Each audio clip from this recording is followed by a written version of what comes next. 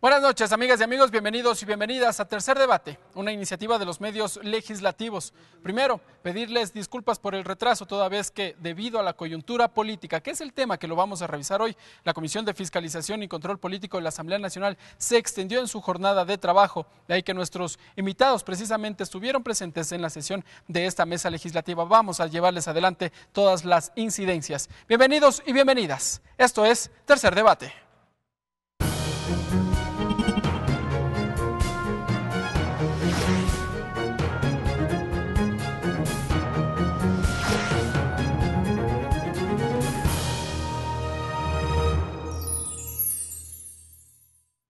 Ya nos acompaña el legislador por el movimiento Alianza País, Daniel Mendoza. Daniel Mendoza, ingeniero en Comercio y Finanzas Internacionales, asambleísta por la provincia de Manabí por el movimiento Alianza País, Unidad Primero, integrante de la Comisión del Desarrollo Económico, Productivo y la Microempresa, integrante de la Comisión de Fiscalización y Control Político. Y también ya nos acompaña en esta mesa de debate el legislador Fabricio Villamar.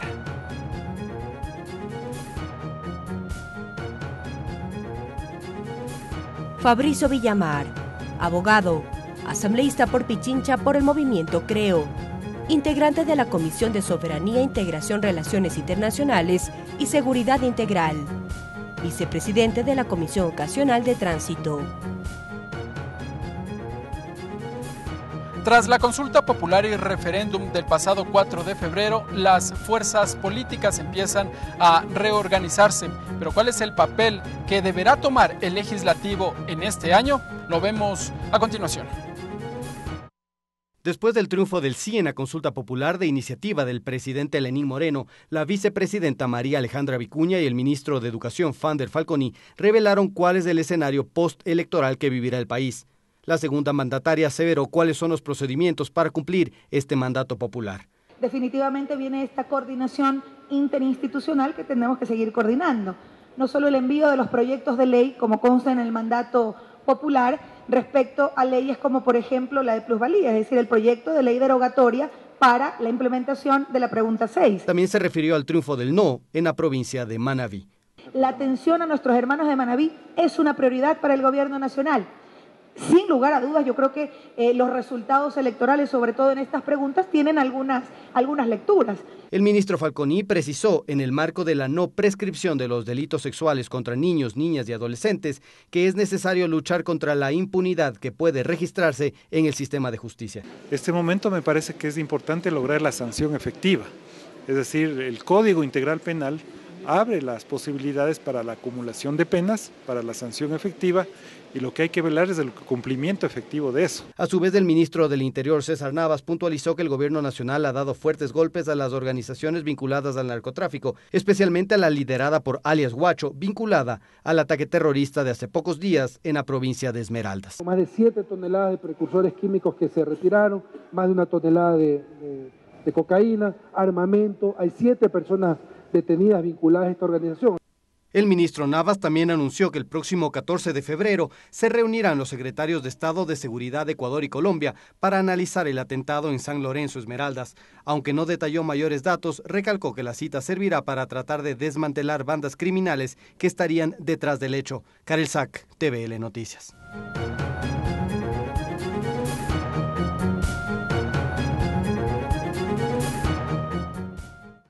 Bien, amigas y amigos, allí tenemos algunos elementos, pero vamos a saludar con nuestros invitados. Empecemos. Asambleísta Daniel Mendoza, buenas tardes, buenas noches. Bienvenido a los medios legislativos.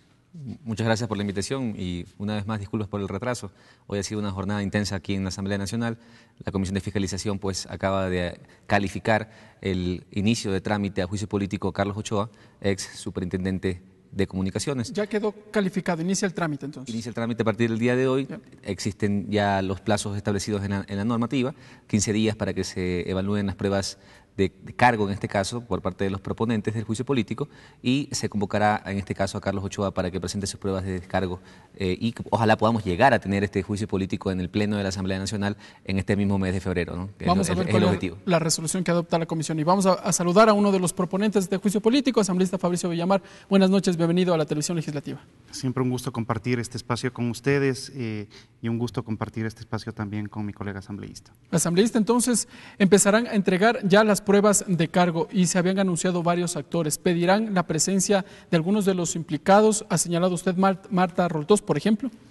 Sí, hemos solicitado la comparecencia para que la comisión invite a Marta Roldós, para que la comisión invite a Aurelio Dávila, para que invite a Lucho Valdeón, para que invite a las personas que consideramos nosotros tienen mucho que decir respecto de la aplicación de la ley de comunicación en manos del señor Carlos Ochoa. ¿Esas pruebas las tienen que entregar ustedes o pueden ser los ciudadanos en mención? Nosotros hemos solicitado la comparecencia de estas personas y de otros más. Sin embargo, en el periodo que abrimos para que los ciudadanos presenten sus pruebas y nos informen respecto de su experiencia en la aplicación de la ley de comunicación, se han presentado otros ciudadanos y periodistas que van a pedir directamente a la comisión ser recibidos. Muy bien, gracias asambleístas. Bueno, con esa explicación entonces, amigas y amigos, y por qué precisamente nosotros arrancamos un poco tarde el programa, pero nos vamos a centrar en el tema por el que los hemos citado a los legisladores, el escenario postconsulta popular. Asambleísta Daniel Mendoza, decíamos al inicio, las fuerzas políticas empiezan a reorganizar. ¿Y cuál es el rumbo que deberá tomar de aquí en adelante la Asamblea Nacional, toda vez que ya se conoce al menos el 99,8% de los resultados y el sí se ha declarado ganador en las 7 preguntas? Bien, aquí lo que tiene que quedar absolutamente claro y con mucho énfasis es que el mandato popular no se puede irrespetar. Ninguna función del Estado, ningún actor político puede manosear la voluntad popular, ningún organismo internacional tampoco. Por lo tanto, hoy estamos en un momento de espera para que el CNE se pronuncie con los resultados oficiales y de manera inmediata, por efectividad jurídica inmediata, las 5 preguntas del referéndum entren en vigencia como norma constitucional. No es necesario que pasen por la Asamblea Nacional. Las 2 preguntas de la consulta popular tienen un tratamiento diferente y el tercer inciso de la pregunta 3, que sí motiva la creación de una normativa secundaria que defina la metodología de elección de los futuros consejeros de participación ciudadana ya definitivos. Por lo tanto, esa pregunta 3 tiene 3 momentos, ¿no es cierto?, que se votó, y el sí ganó rotundamente a nivel nacional. Primero es la cesación de funciones, segundo es la transición a través de este Consejo de Transición y tercero es la elección universal que se tiene que quedar para el 2019. Por en lo las tanto, próximas elecciones, dicen los anexos, elecciones seccionales. Sí. La intención es, también sintonizados con el pueblo ecuatoriano, es no tener un consejo transitorio que no sea tan transitorio. Es decir, por eso ahí sí la Asamblea, sintonizada con el mandato popular, tiene que activarse de manera inmediata y por eso celebro la propuesta presentada por el señor presidente de la Asamblea Nacional de conformar una comisión ocasional para dar celeridad al tratamiento de estas normativas que tienen que venir del Ejecutivo. Entiendo que el presidente está ya con su equipo trabajando en el tema y esperando únicamente los resultados oficiales por parte del Consejo Nacional Electoral. Asambleísta Fabricio Villamar, ¿es menester de que la Asamblea Nacional o es necesario que la Asamblea Nacional conforme una nueva comisión para tramitar estas 2 reformas legales y una derogatoria? Porque hay voces que señalan que bien estos temas podrían tramitarse en las comisiones permanentes de la legislatura. Yo creo que lo más saludable en este caso es una convocatoria para que participen en una comisión especial para tratar estos 2 temas y que esta comisión especial sea integrada por todas las fuerzas legislativas. Creo que es una forma de responderle positivamente al Ecuador. Creo que estos 2 temas que son los que tiene que implementar la Asamblea. Lo uno, la puesta en marcha del sistema de elección de los consejeros del Consejo de Participación Ciudadana. Para que esto funcione se necesita una reforma al Código de la Democracia y esto es urgente. Hay que darle una respuesta urgente al Ecuador porque caso contrario se van a pasar los periodos electorales.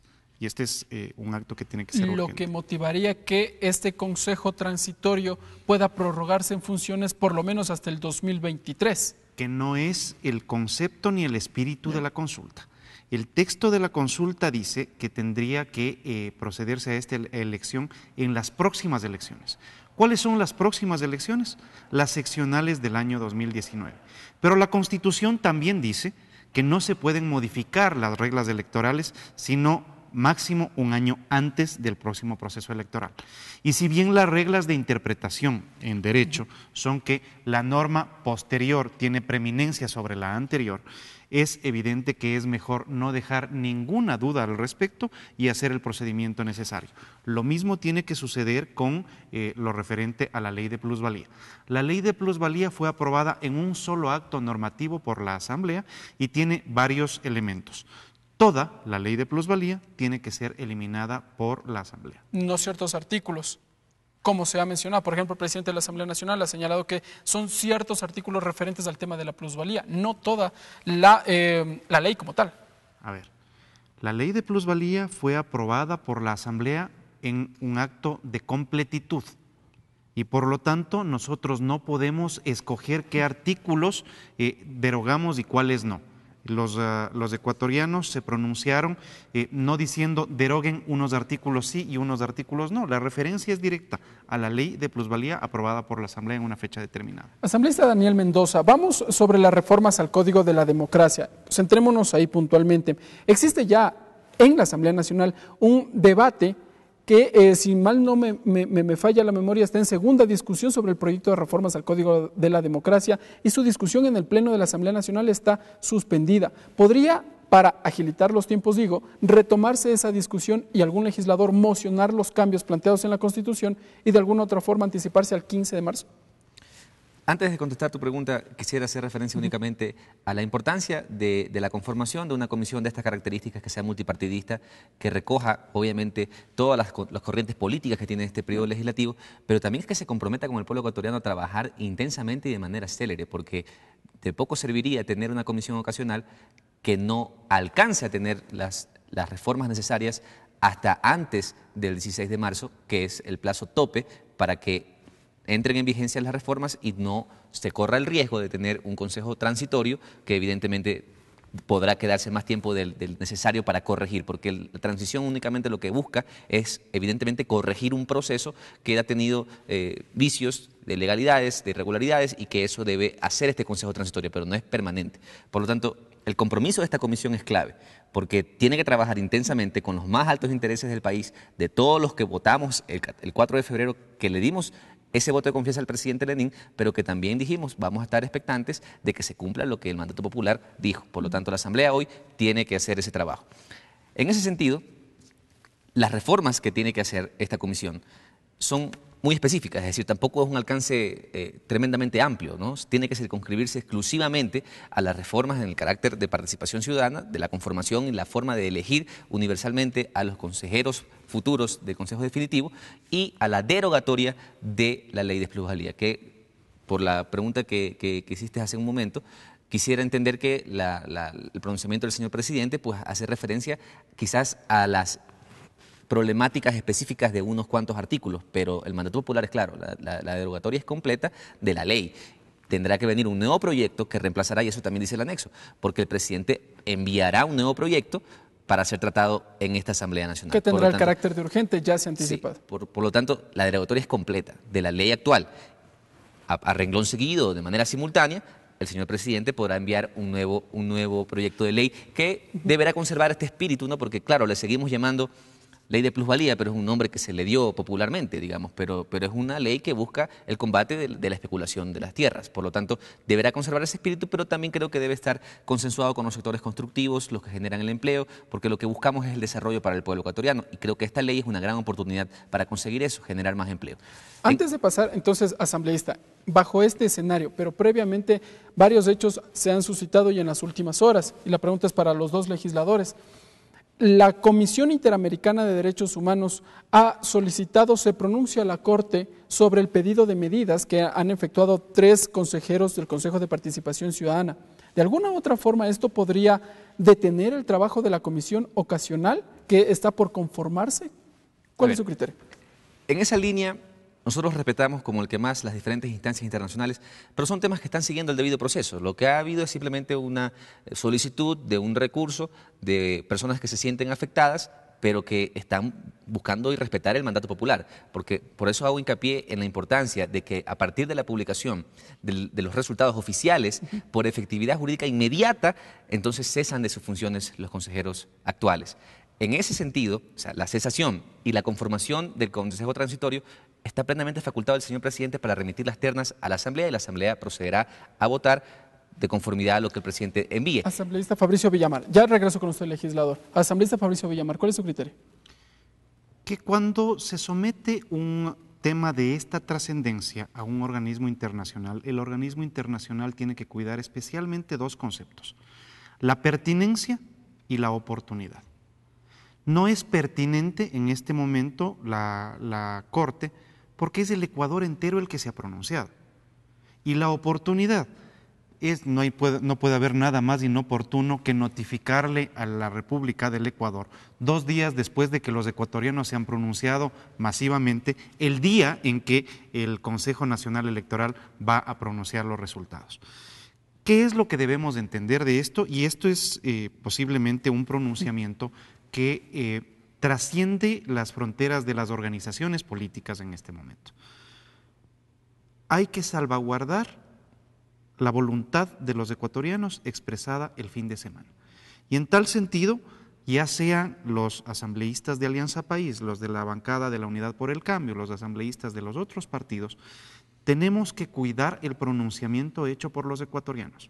Y esto implica estar junto al gobierno nacional para expresarle a la CIDH que se abstenga de intervenir en temas que son de soberanía del Ecuador. Asambleísta, pero Ecuador es suscriptor de los pactos internacionales y uno de ellos es precisamente con la Corte Interamericana de Derechos Humanos. Por supuesto que sí. Es decir, si existe en su momento este informe favorable o se emiten las medidas a favor de estos 3 ciudadanos, Ecuador, si no los acata, podría estar incurriendo también en otro ámbito. Lo que pasa es que el documento del cual estamos hablando también hace referencia a 2 cosas. La primera, la posibilidad de que la Corte Constitucional del Ecuador emita su pronunciamiento. Y la segunda, que si es que el Ecuador quiere dar por cesados a estos funcionarios, tiene que proceder por el enjuiciamiento político. Le garantizo que en este momento existe los votos suficientes y la voluntad necesaria de todo el Parlamento o de la parte racional del Parlamento ecuatoriano como para que, si es que esto prospera, terminen siendo desalojados estos funcionarios por mandato de un juicio político. Pongámoslo además en términos absolutamente coloquiales. Es impresentable que 3 ciudadanos estén agarrados de la silla con uñas y dientes tratando de conservar un puesto que no lo han ejercido a la altura de vida. Asambleísta Daniel Mendoza, pero existe aquí también un argumento que ha sido recogido por la Comisión Interamericana de Derechos Humanos y que fue esgrimido por los 3 consejeros, y es que la Corte Constitucional no se pronunció en su momento sobre un dictamen de admisibilidad o no sobre las preguntas propuestas para la consulta popular, y por eso traslada la pregunta o el pronunciamiento a la Corte Interamericana de Derechos Humanos. A mí lo que me parece impresentable es que, digamos, actores políticos que en el pasado atacaban estas instancias internacionales y desobedecían ampliamente cualquier tipo de dictamen. Aquí no hay dictamen todavía. Aquí yo espero, creo firmemente que la Corte evaluará todo, no solamente el recurso que han presentado estos 3 ciudadanos, sino también el mandato popular, es decir, el voto que se efectuó en las urnas el 4 de febrero, porque es una voluntad de todo el pueblo ecuatoriano. Con todos esos elementos ellos podrán pronunciarse, pero jamás respetar ese mandato. Por lo tanto, lo que considero impresentable en sí es que personas que antes atacaban estas instancias hoy las utilicen para querer entorpecer un proceso que ha sido democrático, que ha sido ampliamente recibido, y el tema de la inconstitucionalidad se ha debatido ampliamente, porque ya se explicó con anterioridad de que la Corte Constitucional dejó pasar los plazos y se entiende como dictamen favorable al no haberse pronunciado. Es decir, sí existe dictamen, no existe un dictamen porque se pronunció, sino porque dejó de pronunciarse. ¿El silencio puede considerarse como un dictamen? Entonces, más allá de que la Constitución diga que todas estas solicitudes merecen un pronunciamiento de la Corte. Preguntémosles entonces hoy a un habitante de la Concordia a qué provincia pertenece. Porque se siguió el mismo proceso. Es una consulta popular que quizás lo que se consultaba era distinto, pero fue el mismo argumento jurídico que se utilizó. Entonces, si usted les pregunta hoy, o quizás alguien puede creer que esté en tela de duda la pertenencia de un ciudadano de la Concordia, no. Se utilizó una consulta popular que es totalmente legítima y que hoy se utiliza para todos los espacios, para asignación de recursos, para distribución de equidad, todo, indicadores, etcétera. Por lo tanto, no perdamos el horizonte. O sea, el discurso que antes funcionó no puede dejar de funcionar ahora. Si antes atacabas a la Corte Interamericana de Derechos Humanos, hoy no puede ser entonces tu única salida para poder entorpecer un proceso democrático en beneficio de todos los ecuatorianos. En este momento el pueblo ecuatoriano se ha expresado y le ha entregado esa confianza al señor presidente. Y el presidente está actuando de la mejor manera.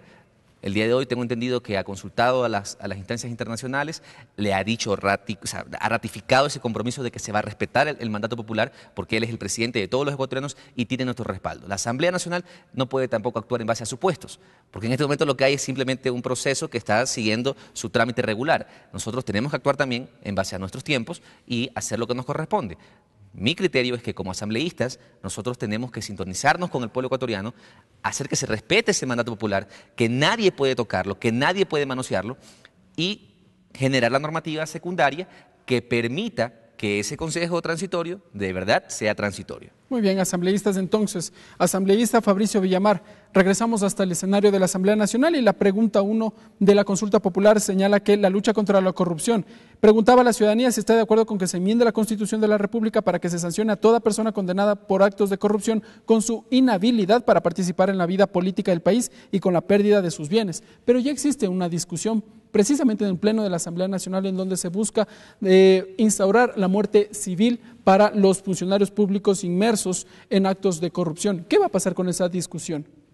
Que el texto de la ley tendrá que adecuarse al texto constitucional. Pero es decir, si es que temporalmente primero se está discutiendo la ley antes de que haya existido el pronunciamiento que reforma a la Constitución, es evidente que tendrá que retrotraerse el proceso de generación de la ley de tal manera que se ajuste al mandato constitucional. En ese sentido, ¿el primer debate quedaría anulado aquí en el Pleno de la Asamblea Nacional o regresa a la Comisión de Justicia? Regresa a la Comisión, y también es bastante probable que el Consejo de Administración de la Legislatura decida entregarle esta normativa a otra comisión. ¿Por qué? Porque resulta que cuando se conformaron las comisiones, muchas de estas quedaron en manos de gente muy cercana al anterior presidente de la República.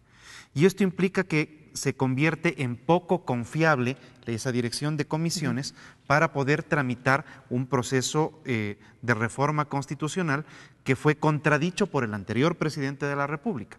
Por lo tanto, es bastante probable que se genere una comisión especial para la atención de estos temas o que se retire el proceso de esa comisión y se lo pase a una que tenga mayor apertura mental para procesar estos cambios. Asambleístas, les invito a irnos a una pausa. Cuando regresemos, ya hemos revisado el ámbito de la pregunta 2 y vamos a pasar sobre la pregunta 6, que es el tema de la ley de plusvalía. Nos vamos a una pausa. Cuando regresemos, amigas y amigos, tendremos más detalles y análisis acá con los legisladores Daniel Mendoza y Fabricio Villamar. Esto es Tercer Debate.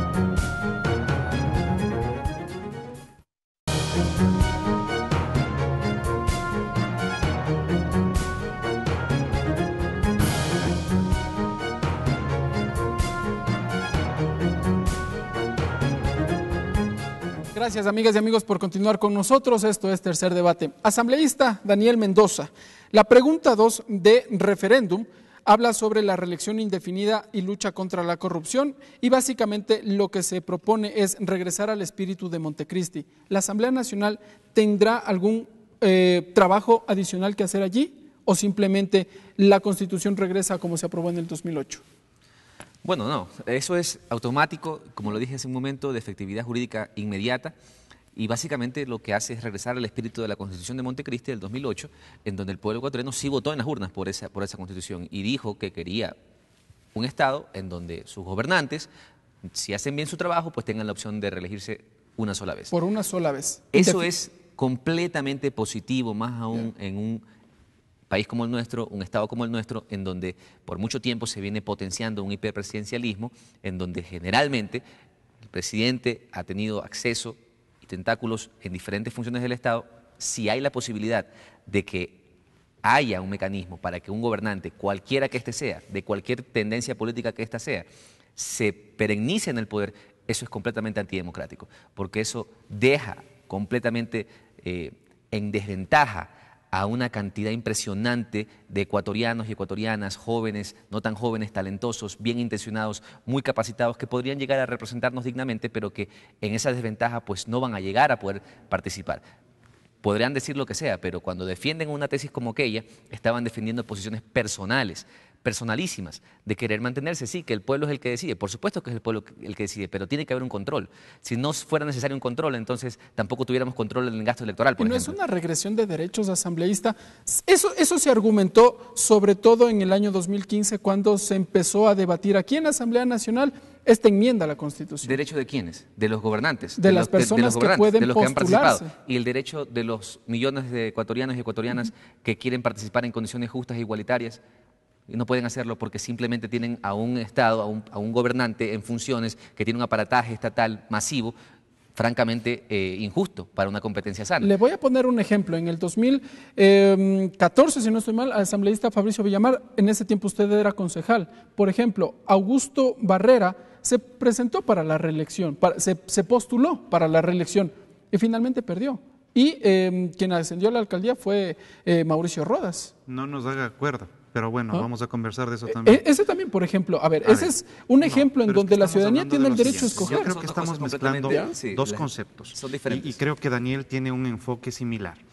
El verdadero problema no sería la reelección indefinida, si es que se tuviera la madurez política para respetar la plata de los ecuatorianos y no utilizarla.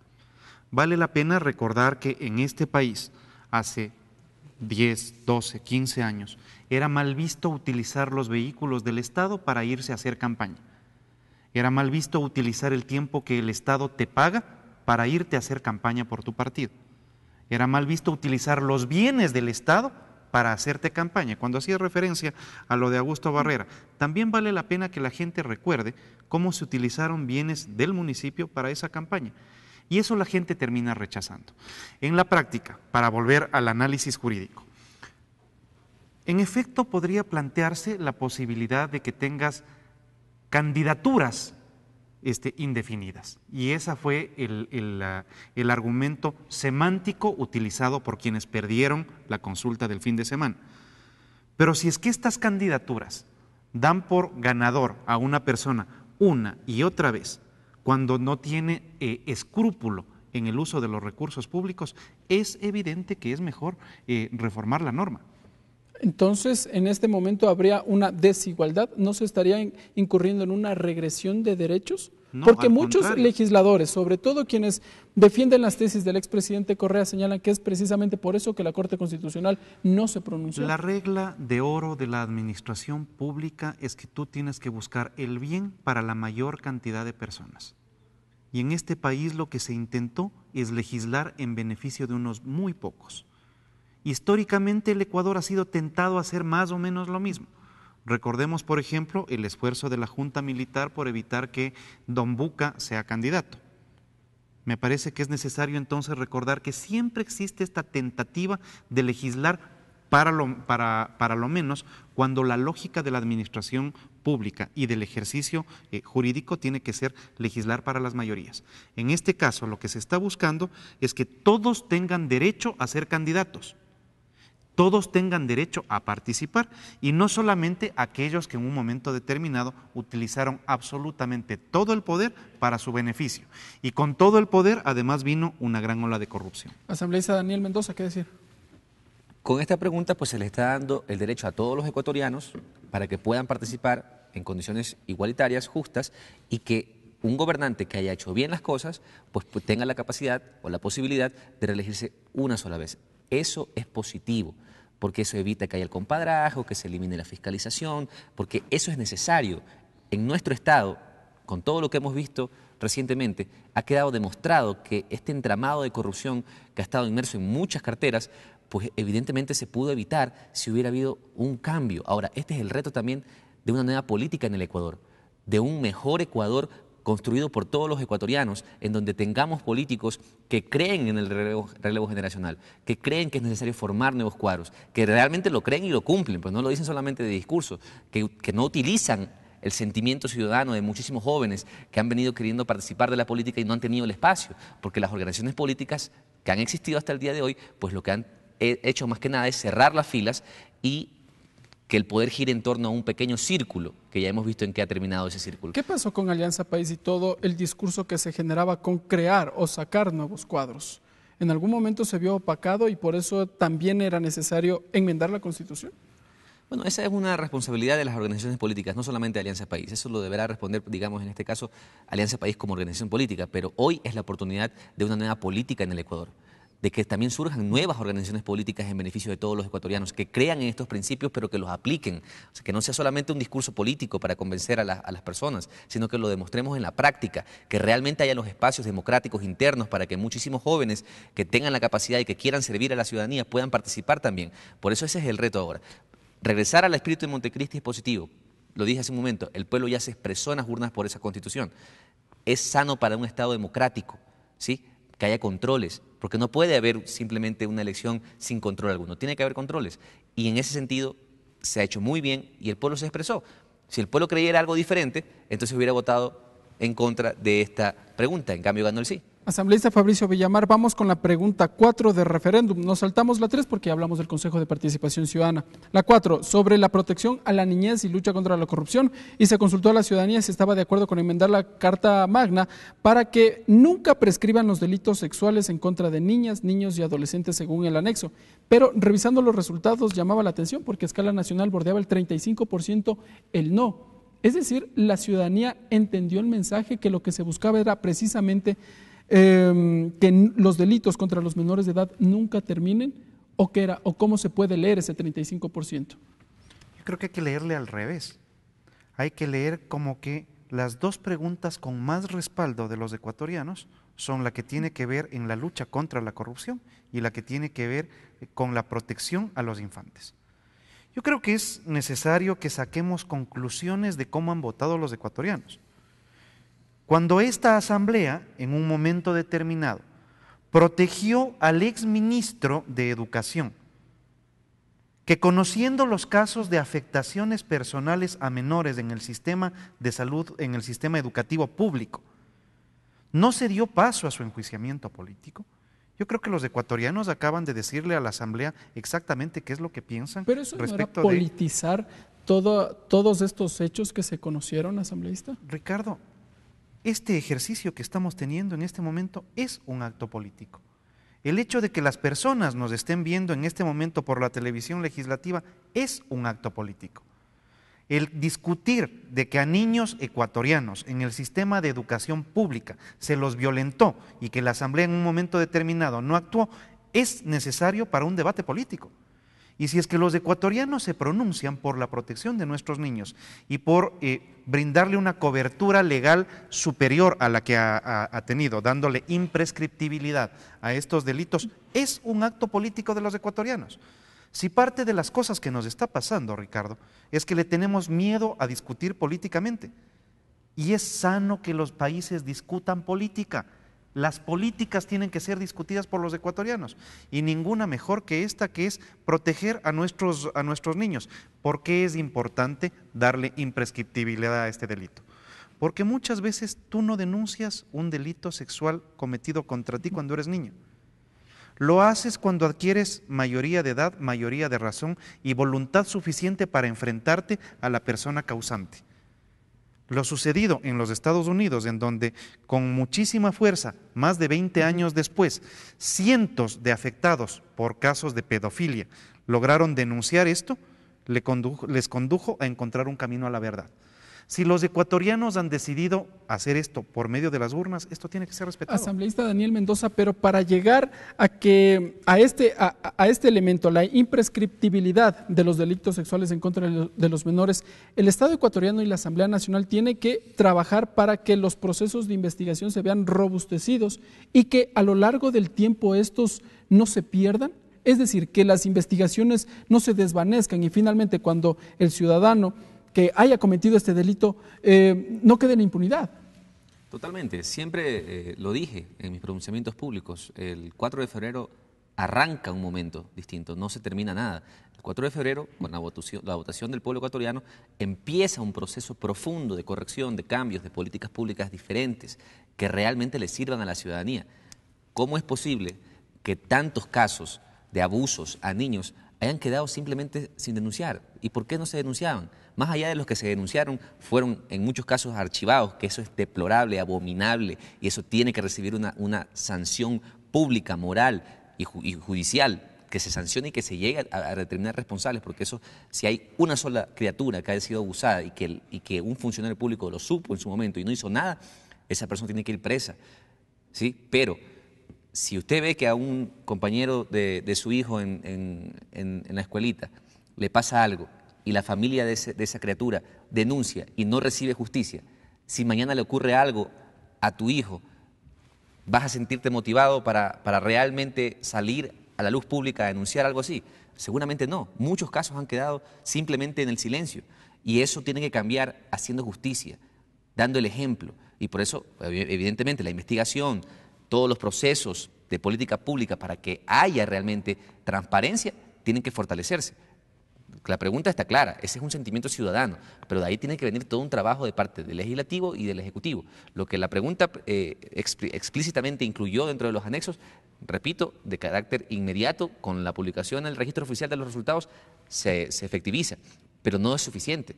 Tenemos que, obviamente, fortalecer todo un sistema judicial que garantice que hay cero impunidad en todos los casos de esta naturaleza y la corrupción es otro caso más, ¿no? Asambleísta Fabricio Villamar, vamos con la pregunta 5 y señalaba así, o se preguntaba a la ciudadanía si está de acuerdo con enmendar la Constitución para que se prohíba sin excepción la minería metálica en todas sus etapas, en áreas protegidas, zonas intangibles, centros urbanos y de conformidad con lo establecido en el anexo 5. Pero ¿qué va a pasar, asambleísta, con los megaproyectos mineros, Fruta del Norte, por ejemplo, que son, según el colectivo, los colectivos ambientalistas, los que mayor impacto generan en la naturaleza? Acuérdate que la ley rige para lo venidero y de tal manera que lo que se está planteando es que el Ecuador asume estos niveles de protección hacia el futuro.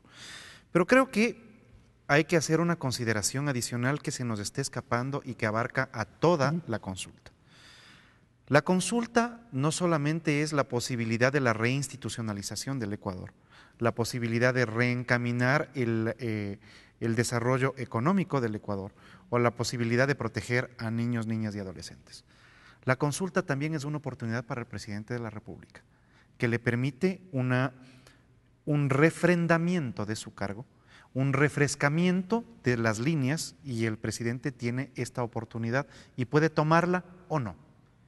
Yo creo que los ecuatorianos, al votar masivamente en esta consulta, también le dieron un respaldo a una propuesta del presidente, pero no es un cheque en blanco. Y yo creo que esa es parte de las cosas sobre las cuales tenemos que estar atentos de hoy en adelante. Tanto esta pregunta, que tiene muchísima satisfacción para quienes conforman los colectivos medioambientales del Ecuador, como la última pregunta que tiene que ver con la prohibición de la minería en centros urbanos. Yo creo que tiene muchísimo sentido para que se planteen nuevos momentos del Ecuador hacia el futuro. Y mucha de esa responsabilidad recae en la Asamblea. ¿De dónde va a obtener los recursos? O más bien, ¿existe la posibilidad para seguir obteniendo los recursos por parte del Estado central? Sobre todo también, si lo ligamos con la pregunta 7, que lo que busca es ampliar la zona intangible en al menos 50,000 hectáreas en el área del ITT y reducir las hectáreas de explotación a 300 hectáreas. ¿Habrá esta posibilidad de obtener los recursos por parte del Estado? Valdría la pena comenzar a analizar de dónde estamos recibiendo recursos en este momento, porque no es del petróleo. El Estado ecuatoriano está viviendo de la carga tributaria, porque todo el petróleo del Ecuador está vendido para este y para el próximo gobierno también. Si bien existen proyectos de desarrollo y de exploración minera, lo que se está planteando es que estos tengan ciertos márgenes de respeto para la naturaleza. Yo creo que ese es un buen mensaje. Pero más allá de eso, yo creo que le pone tanto al gobierno como a la Asamblea a ser proactivos en función de generar la normativa necesaria para ampliar las posibilidades de empleo de los ecuatorianos. Y yo creo que uno de los mecanismos que se debería buscar es cómo se incentiva el turismo. Y me parece que esos son los grandes retos de la Asamblea desde el día de la aprobación de la consulta hacia el futuro. Darle respuestas a los ecuatorianos mucho más allá de cuál ha sido la forma de vida de este Estado hasta el momento. Asambleísta Daniel Mendoza, con estas dos preguntas, las 5 y las 6, que tiene que ver con minería y la explotación de petróleo en el Yasuní, el Ejecutivo ha señalado que los pondrá en marcha a través de un decreto ejecutivo. Y hay los detractores del gobierno nacional que señalaban que bastaba eso nada más, un decreto ejecutivo para poner en marcha estos dos aspectos y no gastarse alrededor de $60 millones en una consulta popular. Nunca dijimos que no era posible hacer las reformas específicas que quizás a través de una iniciativa legislativa podrían haberse evacuado, o decisiones totalmente políticas de parte del presidente de emitir un decreto, emitir una política pública. Pero también no podemos negarnos a la realidad de que consultarle al pueblo jamás puede ser negativo. Gobernar con el pueblo jamás puede ser negativo. Si el presidente consulta y aprovechó el espacio de la consulta, porque eso es lo que hizo, habían temas de fondo, habían temas que incluyó en la consulta para tomar una decisión en beneficio de las grandes mayorías. Por lo tanto, consultarle al pueblo de esa manera, aprovechar un espacio como una consulta popular, jamás puede ser negativo. No creo que el dinero que se ha gastado en este proceso de la consulta haya sido para un tema como este. Es decir, se aprovechó el momento para consultar, aun cuando habían mecanismos que desde la Asamblea y desde el Ejecutivo se podrían haber implementado, pero iban a ser inconsultos posiblemente. Y eso es lo que se trató de evitar. El presidente ha impregnado ya una política de diálogo con resultados, un diálogo sincero, transparente. ¿Qué significa eso? Si yo me siento a dialogar contigo y yo no tengo postura para cambiar y solamente quiero imponer mi criterio, entonces no estoy dialogando. Por lo tanto, el presidente, al consultarle al pueblo ecuatoriano, también es un diálogo ampliado en donde ha tomado decisiones con el criterio del soberano. En ese sentido, pues yo creo que ha sido un dinero muy bien utilizado y que ahora el presidente tiene la responsabilidad de respetar el mandato popular entregado en las urnas. La pregunta número 6 tiene que ver con la ley de plusvalía y preguntaba precisamente a la ciudadanía si está de acuerdo con que se derogue la ley orgánica para evitar la especulación sobre el valor de las tierras y fijación de tributos, conocida como ley de plusvalía. El Ejecutivo entonces ha anunciado que remitirá a la Asamblea Nacional un proyecto de ley con el carácter de urgente en materia económica. Este documento será analizado en máximo 30 días y posteriormente entrará en vigencia en reemplazo de esta normativa. Sí, ahí yo quiero ser también muy enfático en algo, ¿no? Nosotros hemos venido teniendo diferentes espacios de debate con el sector empresarial, con el sector constructivo, en donde hemos debatido ampliamente, sin ningún tipo de sesgo, sobre la realidad del sector constructivo. Y en esa línea yo creo que también hay una responsabilidad compartida del sector privado, tanto como del sector público, ¿sí? Ahora que se va a derogar esa ley, que es un compromiso asumido por el presidente y demostrado a través de la consulta, y el pueblo se expresó al respecto, también tiene que haber ese resultado de parte del sector privado de aterrizar los fondos lícitos que han venido ofreciendo para generar reactivación económica, para generar más empleos en el Ecuador y que se reactive el aparato productivo. Por lo tanto, es necesario, ¿sí?, que nosotros trabajemos y continuemos dialogando y consensuando con los sectores empresariales, gremiales, que se han venido comprometiendo con nosotros y pedían esta derogatoria. Una vez que se derogue la ley, el presidente, por renglón separado, no son los mismos momentos, puede hacerlo simultáneamente o puede hacerlo en otros momentos, pero una cosa es la derogatoria de la ley y otra cosa es el nuevo proyecto de carácter económico urgente que el presidente deberá remitir de conformidad al anexo de la pregunta 6. Asambleísta Fabricio Villamar, ¿cuáles son los aspectos que debería tener esta nueva ley? Empecemos a hablar ya de esta nueva ley de plusvalía. ¿Qué debería regular? Los aspectos de las ganancias extraordinarias, como se decía o como se dice en la ley que está vigente actualmente. De hecho, ese es parte de los complejos que se incluyeron en la legislación anterior. ¿Cuál es la ganancia extraordinaria? O sea, ¿quién puede calificar la ganancia extraordinaria? Me parece que si es que asumimos que esta norma es la que terminó postrando al sector productivo y dejando sin empleo a cientos de miles de ecuatorianos, lo que se tiene que entender es que tal vez la mejor lección sobre cómo funciona el sector inmobiliario me la dio un maestro albañil durante mi campaña. Él decía que le preocupa esta ley porque si es que los ricos no pueden invertir en comprar un nuevo departamento o una nueva oficina, El arquitecto no le contrata al albañil. Se queda sin trabajo también el señor carpintero, se queda sin contrato el electricista, se queda sin contrato el pintor. Decía, bueno, lo mejor que nos puede pasar es que la gente pueda comprar inmuebles. Lo segundo que sucedió fue un problema de comprensión, especialmente de cómo funciona la gente en la sierra cuando va a hacer actos de ahorro. Esto te parecerá bastante más cercano a nuestra realidad, pero nuestros padres normalmente lo que dicen es, voy a comprar un terrenito para que ojalá ahí podamos irnos a vivir. Y en un tiempo determinado, ojalá mi María se construya el segundo piso. Y ojalá me pueda comprar el terrenito de atrás para que toda la familia viva juntos. ¿Funcionamos o no funcionamos así los serranos? Cuando tenemos nosotros un excedente dinerario, tienes dos opciones. O lo pones en el banco o buscas algún mecanismo para que esa plata te rinda.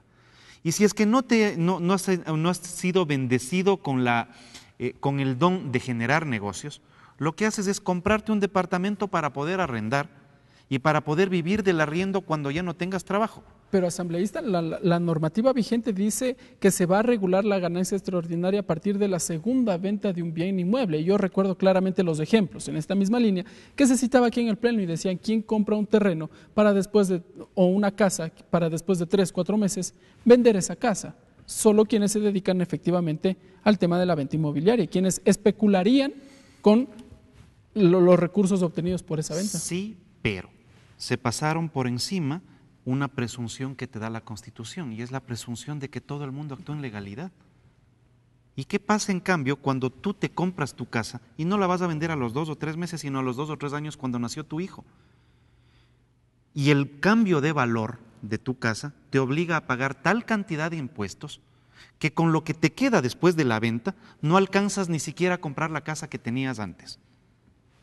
Eso es lo que le hicieron con legislación a los ecuatorianos y por eso la gente dejó de comprar inmuebles. Si es que la Asamblea vuelve a caer en el criterio de que lo que hay que regular es a estos ricos malos que se compran 2 y 3 casas y con eso están dando empleo a la gente, van a seguir postrando el sistema inmobiliario. Me parece que se necesita asumir cuando han cometido errores y dar la oportunidad a otra forma de pensamiento. Veamos si es que existe la apertura sobre eso. Muy bien, asambleístas, vamos entrando en la recta final. Empiezo por usted, asambleísta Fabricio Villamar. En conclusiones, ¿qué le espera al Ecuador después del 4 de febrero? Yo creo que la consulta tiene que ser entendida como una esperanza y una oportunidad. Y esa esperanza y esa oportunidad los ecuatorianos las asumieron directamente en lo que son reformas constitucionales. En lo que son reformas legales, a nosotros nos corresponde seguir lo que los ecuatorianos dijeron sin poner ni quitar ni una coma más. Hay que hacer lo que los ecuatorianos dispusieron en la consulta respecto de los dos temas. Eliminar la ley de plusvalía y hacer que el Consejo de Participación Ciudadana sea elegido durante las próximas elecciones seccionales. Esa es la tarea entonces inmediata de la Asamblea Nacional. De aquí a 45 días. Es lo que se tiene que hacer inmediatamente porque caso contrario se van a alterar los procesos de las elecciones seccionales. Asambleísta Daniel Mendoza, sus conclusiones. ¿Qué le espera al Ecuador después del 4 de febrero?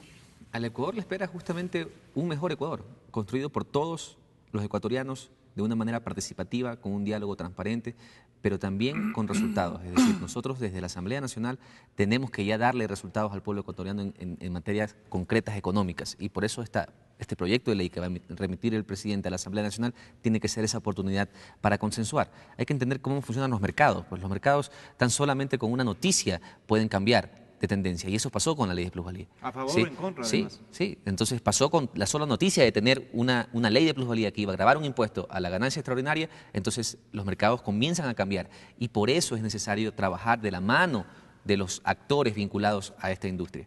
En ese sentido, el Ecuador hoy tiene que estar muy expectante de los correctivos. Es necesario que el mandato popular termine operativizándose en la práctica, en la calidad de vida de todos los ecuatorianos. Que si hay un abuso para una criatura, hay un sistema judicial que garantice que va a haber una sanción, que va a haber una investigación transparente, que va a seguirse el debido proceso, que se va a garantizar los derechos constitucionales, de derecho a la defensa, etcétera, pero que va a haber sentencia, que va a haber justicia para todos y todas. Eso es lo que tiene que el Ecuador hoy reclamar.